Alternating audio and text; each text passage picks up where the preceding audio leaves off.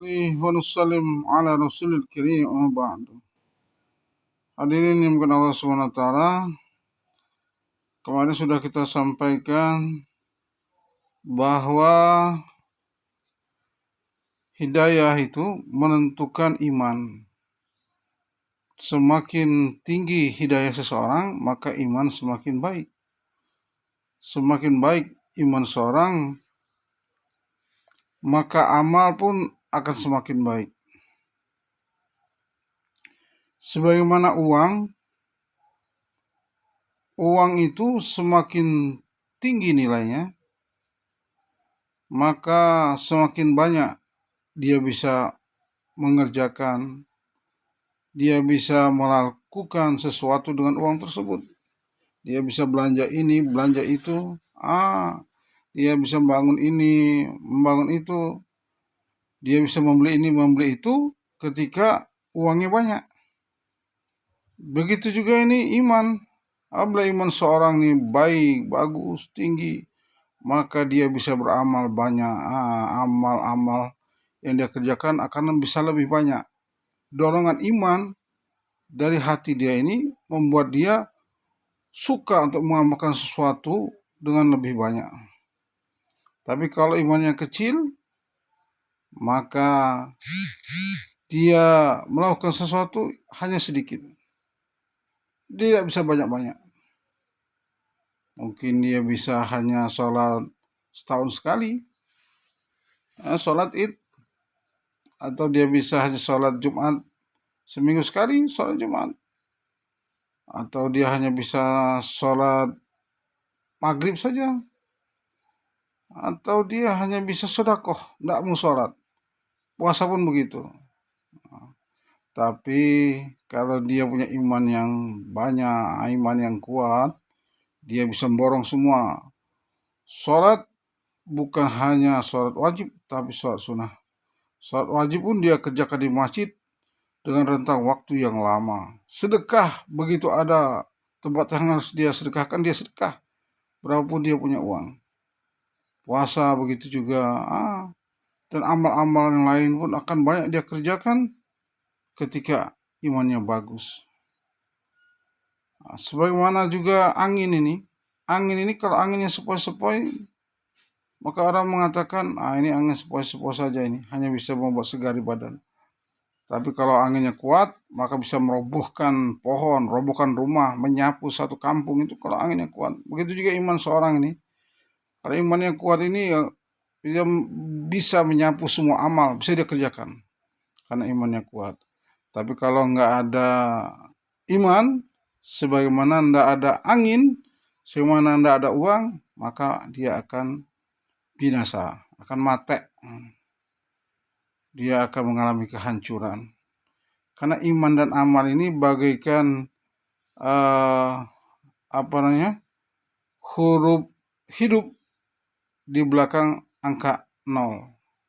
Walaupun angka 0-nya ini banyak 1000 angka 0, tapi tidak ada huruf hidup di depannya. Tidak ada angka 1, 2, 3, 4, 5, 6, 7, 8, 9. Maka ini nilainya tidak ada artinya. Tetap saja angkanya tetap nilainya 0. Blong, plano.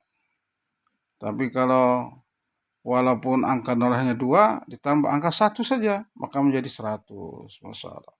Ditambah lagi angka 0 lagi, jadi 1000. Tambah lagi angka 0-nya, maka menjadi 10.000. Seterusnya. Dinaikkan ini angka hidupnya nih, jadi 9, 90, 900, 9.000, seterusnya. Orang yang tidak punya iman itu, ibarat angka 0, tidak ada angka hidupnya di depan. Maka ini nilainya tidak ada sama sekali. Blong. Mati dia, maka dia akan menjadi kerak api neraka. Walazina kafaru wa kadzdzabu biayatina ulaika ashabun nar hum fiha khalidun.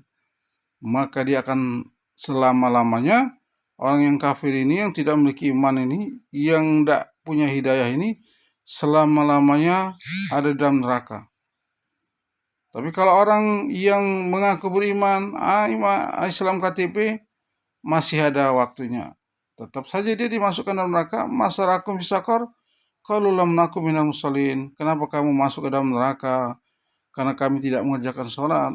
Maka orang yang tidak mengerjakan amal ibadah yang terwajibkan Allah kepada dia pun akan masuk neraka.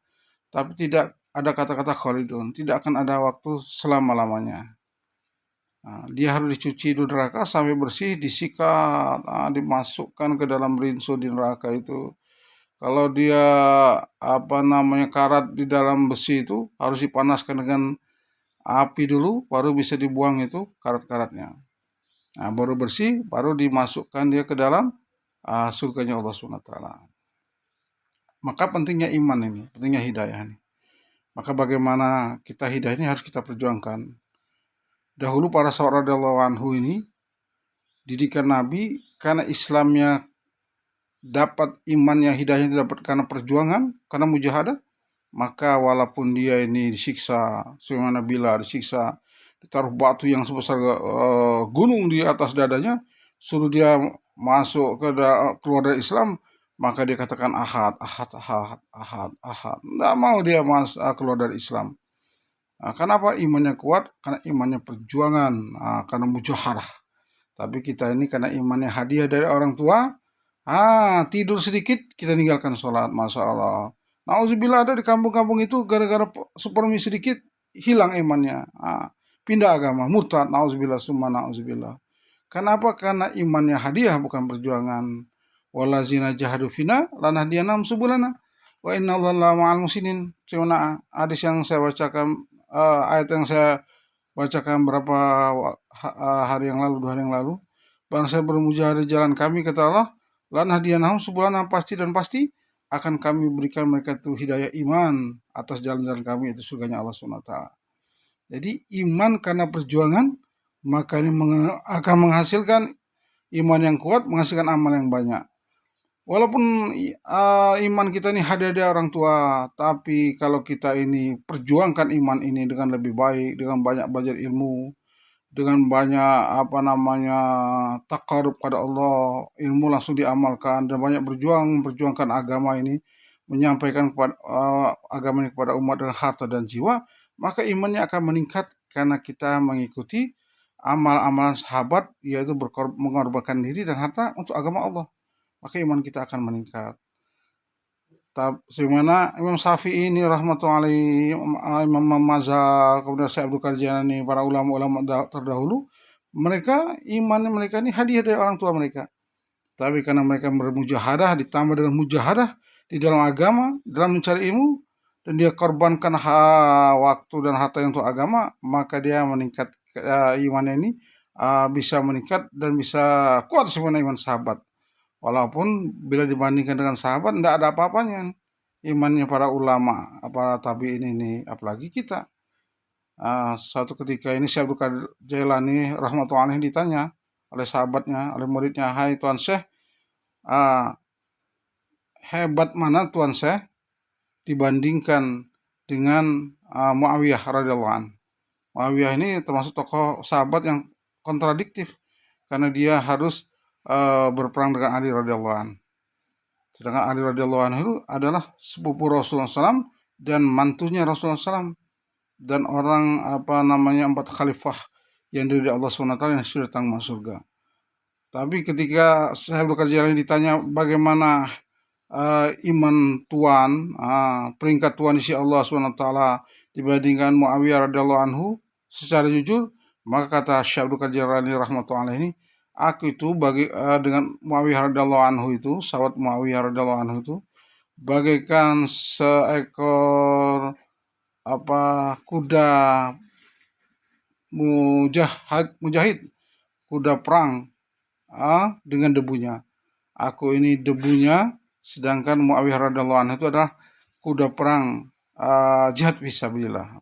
Itulah kerendahan hati Syekh Abdul Qadir Jailani, dan itu sebagai perbandingan kita bagaimana tingkat kita dibandingkan sahabat yang mana mereka adalah generasi awal dan memperjuangkan imannya itu bukan karena hadiah, tapi karena mujahadah, harta dan jiwa mereka pertaruhkan, dan termasuk adalah agama keluarga mereka. Soalnya sampaikan, subhanallah bihamdihi, subhanakallahumma bihamdika, asyhadu an la ilaha illa anta, astaghfiruka wa atubu ilaik. Assalamualaikum warahmatullahi wabarakatuh.